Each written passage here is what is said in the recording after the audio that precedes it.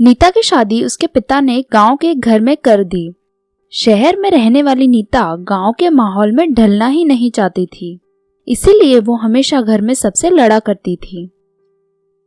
मुझे मेरे घर जाना है, ये घर के काम करते करते तो मैं परेशान हो गई हूँ। बहू, घर छोड़कर जाने की बात मत करो। तुमसे काम नहीं होता है तो कोई बात नहीं, घर का सारा काम मैं कर दिया करूंगी, पर तुम घर छोड़ने की बात मत करो। पहले काम तो करिए, आप बस बोलती रहती हैं, लेकिन जब काम करने की बारी आती है तब तो आप यहाँ वहाँ गायब हो जाती हैं। बहू, अब से मैं सारा काम करूंगी, तुम्हें कोई काम करने को नहीं कहूंगी, बस घर मत जाओ, यहीं रहो। ठीक है, देखती हूँ कि आप काम करती भी हो या नहीं। फिर तो नीता अपने कमरे में ही रहती थी और घर के किसी भी काम में मदद नहीं करती थी। दूसरी ओर बूढ़ी सास हमेशा घर के कामों में लगी रहती थी। सास को जरा सा भी आराम नहीं मिलता था। आज आपने खाना बिल्कुल अच्छा नहीं बनाया था, रात के खाने में ऐसा मत करना।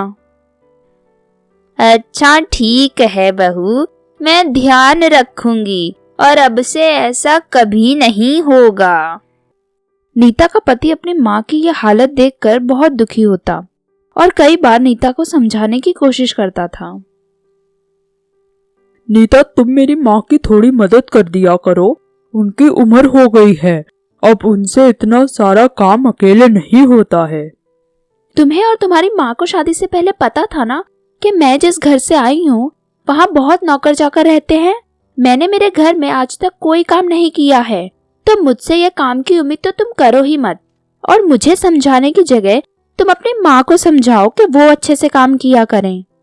लेकिन नीता, मेरी माँ से भी तो इतना काम अब नहीं होता है, तुम्हें ये बात भी तो समझनी चाहिए। देखो, तुम्हारी माँ ने ही मुझसे कहा था कि वो घर का सारा काम करेंगी। ठीक है, तो तुम मुझे ये सब मत बोलो, और अगर तुम मुझे काम करने को कहोगे ना तो मैं घर छोड़कर चली जाऊंगी, तुम्हें अभी ही बता देती हूँ। हमेशा जब पति नीता को समझाता था तो नीता इसी तरह का जवाब देती थी, इसलिए वो बेचारा भी चुप रह जाता था और कुछ नहीं कर पाता था। माँ जी, मुझे चाय चाहिए। कहाँ हैं आप माँ जी? ये क्या हुआ आपको?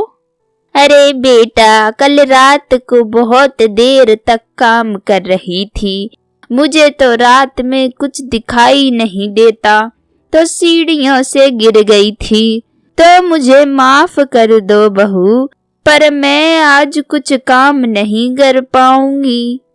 माँ जी। नीता को सास की हालत देखकर खुद की गलती का एहसास होता है और उसे समझ में आ जाता है कि वो इतने दिन से अपनी सास के साथ बहुत खराब व्यवहार कर रही थी। माँ जी, मुझे माफ कर दीजिए, मुझे ये दिखा ही नहीं कि आपकी भी उम्र हो गई है और अब आपसे भी काम नहीं होता है। अरे बेटा, कोई बात नहीं, तुम्हें समझ आ गया, मेरे लिए तो वो ही बहुत बड़ी बात है। माँ जी, अब से आपको अकेले सारा काम करने की कोई जरूरत नहीं है, मैं आपकी सारी मदद किया करूंगी। लल्ला बेटा ने सही ही कहा था, बहू के सामने जरा नाटक कर देना के चोट लगी है, अपने आप उसे अपनी गलती समझ आ जाएगी।